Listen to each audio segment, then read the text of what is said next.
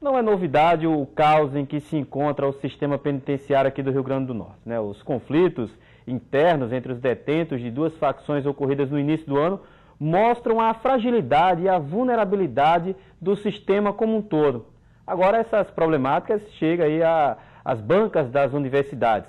O RN no Ar de hoje recebe para uma entrevista ao vivo o doutorando em Ciências Jurídico-Criminais e mestre em Direito Constitucional, o advogado Felipe Azevedo.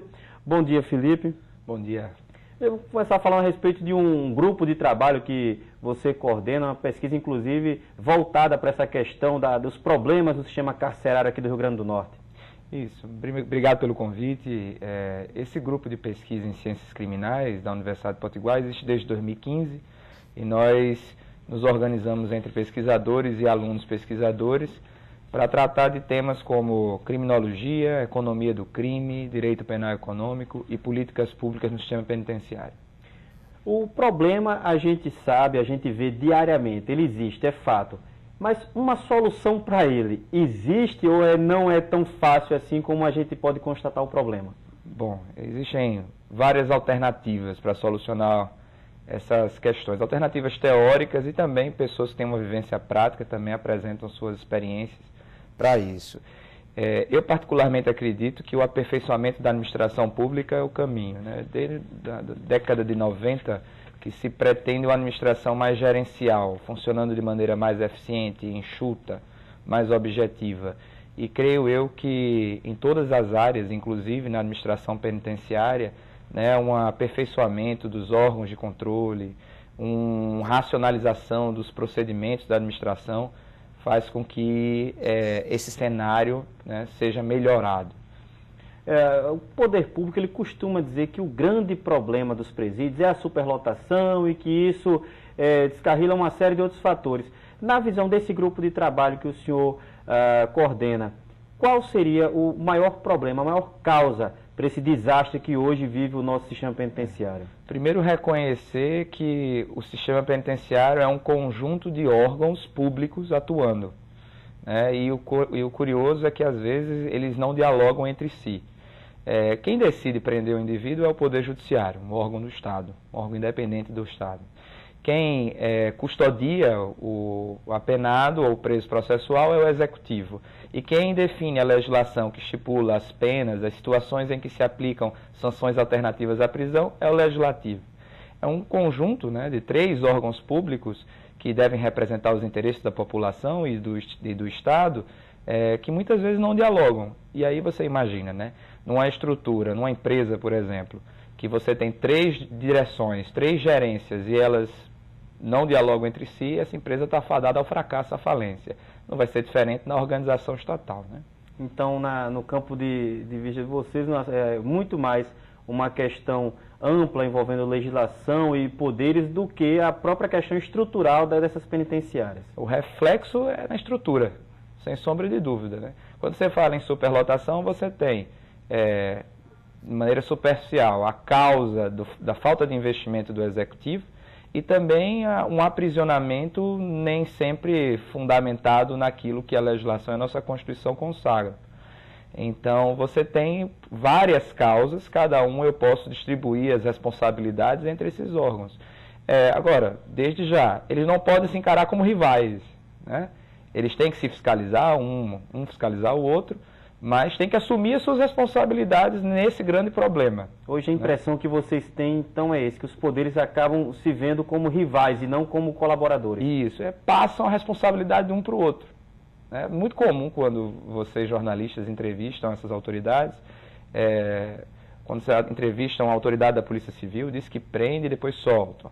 A entrevista o magistrado vai dizer que determina a prisão, mas não tem local para prender. Quando entrevista o membro do Executivo, vai dizer que não tem recursos suficientes, porque está com algumas dificuldades financeiras, enfim.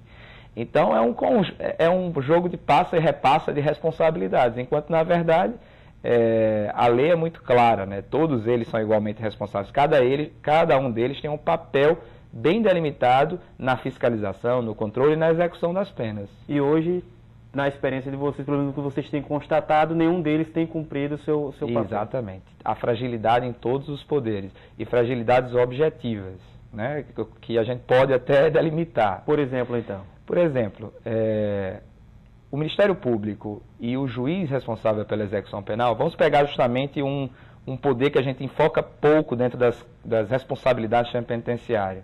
Eles têm uma obrigação por lei de inspecionar uma vez por mês, pelo menos, os estabelecimentos penais sob sua jurisdição. Né? E a gente sabe, tem informação de que isso não acontece sempre como deveria. Né? Há magistrados que são realmente bastante assíduos e tomam as providências que a lei impõe que eles tomem nessas inspeções mensais, porém, né, isso não acontece em todos os casos. Aí você já consegue delimitar essa responsabilidade.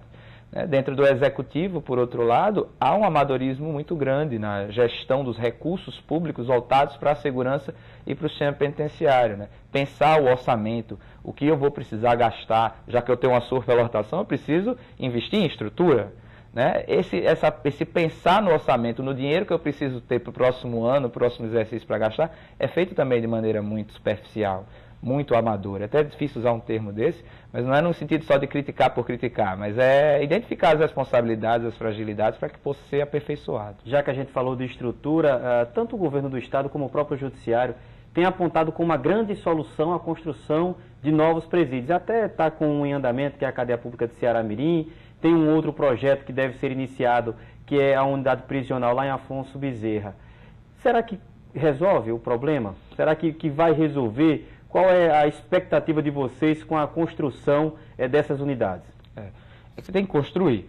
Né? Isso daí a gente não pode discordar. Eu não vou poder, na minha forma de enxergar o assunto, eu não acho que seria responsável dizer que não precisa construir, tem que soltar. Né? Assim, um discurso minimalista, de não haver intervenção penal.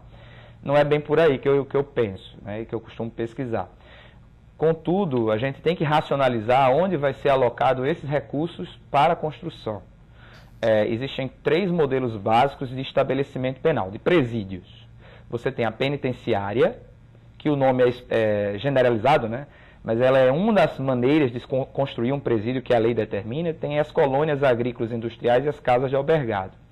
Um preso por um crime grave necessariamente tem que passar por esses 3 tipos de estabelecimento ao longo da pena, até chegar à sua liberdade. Né, no regime aberto, uma liberdade parcial.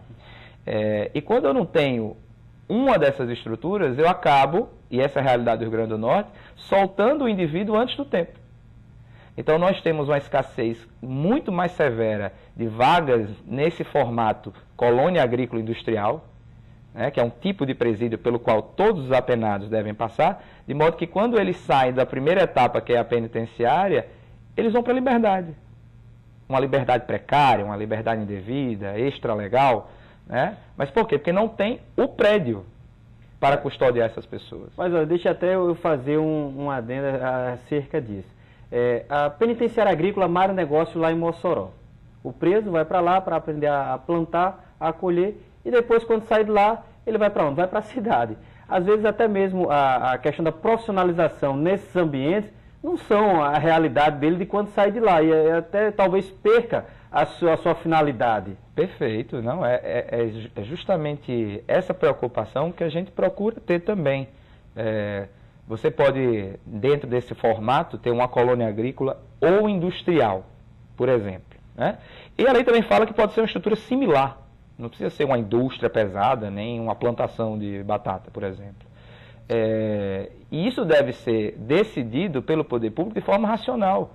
Eu vou investir o recurso público para construir que planta de execução de pena? Que tipo de estrutura penitenciária? Uma voltada para a área agrícola, se eu não tenho demanda agrícola naquela região, se aquele aperfeiçoamento do indivíduo, aquele instrumento de ressocialização através do trabalho não vai ser útil na vida dele, ele vai inexoravelmente talvez receber os incentivos de voltar a delinquir. Então, é justamente esse ponto que a gente toca. A gente tem que se preocupar com o mercado em que o indivíduo vai se inserir. Quando eu falo mercado, no sentido amplo mesmo, né? Até o mercado do crime. A gente tem que ter esse cuidado. E essa provocação é muito interessante. Ok, doutor Felipe Azevedo, obrigado pela participação aqui na RN No Ar.